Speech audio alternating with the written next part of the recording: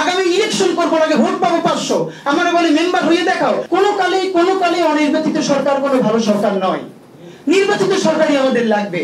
কিন্তু সেই নির্বাচনটা যে আবারও আগের মতো দিনের ভোট রাতে হবে না, গ্রামে গঞ্জে লক্ষ লক্ষ ব্যালট বাক্স ভর্তি হয়ে যাবে না, যে যার বাসায় নিয়ে আটকাবে না, এই গ্যারান্টিটা কি দেবে?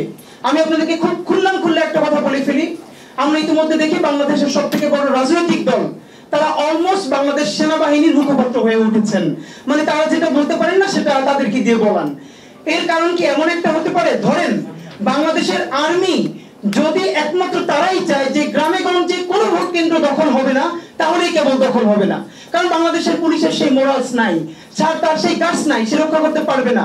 তাহলে কি ব্যাপারটা এটাই যে কেন্দ্রগুলো আমরা ছেড়ে দিব, নির্বাচন করে দাও, জিতে আসো, তার বিনিময়ে গুম কমিশন নিয়ে আর তোমরা কথা বলবো না, পিলখানা কমিশন নিয়ে আর কোনো কথা বলবো না, যা হয়ে গেছে ফার্স্ট ইজ ফার্স্ট, এই নিয়ে তোমরা আর বিচারের কথা বলবো না। মুশকিলটা হলো যাদেরকে দিয়ে আমরা ভূত ছাড়াতে চাই, এই সরকারের মধ্যে কি ভূত নাই? এবং আমাদের যে ছাত্র ভাইয়েরা, ধরেন আমি বিএনপির কথা বলি, জামাত ইসলামীর কথা বলি, অপরাপর অন্য সকল রাজনৈতিক দলের কথা বলি, এরা পারে নাই বলেই, আই রিপিট, এরা ব্যর্থ, এরা পারে নাই বলেই 3টে ইলেকশনে ভাবে হয়ে যেতে পেরেছে। তো এদের শত শত ভুল নিয়ে কথা বলে কোনো লাভ নাই, কারণ এরা তো পারে নাই। কিন্তু যাদের কারণে পেরেছিল, এই যে আমরা ছাত্র জনতা বলি, ছাত্র জনতা কি দুধের ধোয়া? আমরা কি দুধের ধোয়া?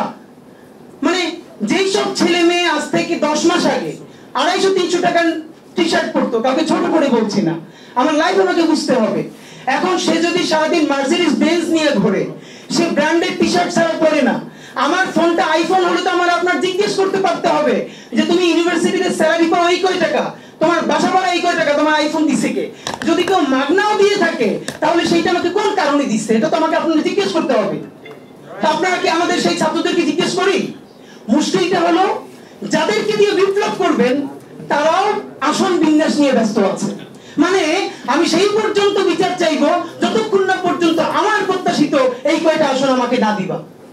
আমরা এই অমুক দল থেকে এই কয়টা আসন চাইছি এবং এই আসন চাইছি, যদি দিয়ে দাও তাহলে আর বিচার নিয়ে কোনো কথা নাই, তাহলে আর কোনো সংস্কার নিয়ে কথা নাই। আর যখনই তোমার সাথে আমার মীমাংসা হবে না, বিএনপির সাথে আমার ভোট নিয়ে ঝামেলা হয়ে যাবে, তখনই আবার বলবো বিচার।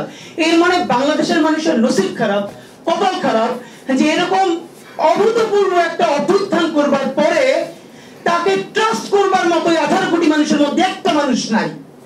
এই সে বদনসিব হয় না যে এই লোকটার দিকে চক্ষু বন্ধ করে বলা যায় এই ছেলেটা এই মেয়েটা মরে যাবে কিন্তু দুর্নীতিগ্রস্ত হবে না, এই ছেলেটা এই মেয়েটা মরে যাবে কিন্তু ভারতের সেবা দাস হবে না, স্বাধীনতা সার্বভৌমত্ব বিকিয়ে দেবে না।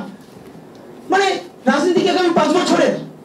আমাদের এই ছেলেগুলো যদি মাথা সোজা করে দাঁড়াই থাকতে পারতো যে একটা টাকা খাবো না, একটা টাকা ধরবো না, আগামী ইলেকশন করবো, আগে ভোট পাবো 500, আমরা বলি মেম্বার হয়ে দেখাও, ঠিক আছে মেম্বার ইলেকশন করবো, হবো না।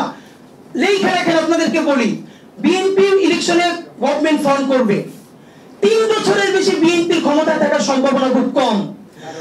ভারত সেই পর্যন্ত বিএনপিকে সাপোর্ট করবে যতক্ষণ না তার বন্ধু আওয়ামী লীগকে একটু গুছিয়ে আনতে পারবে।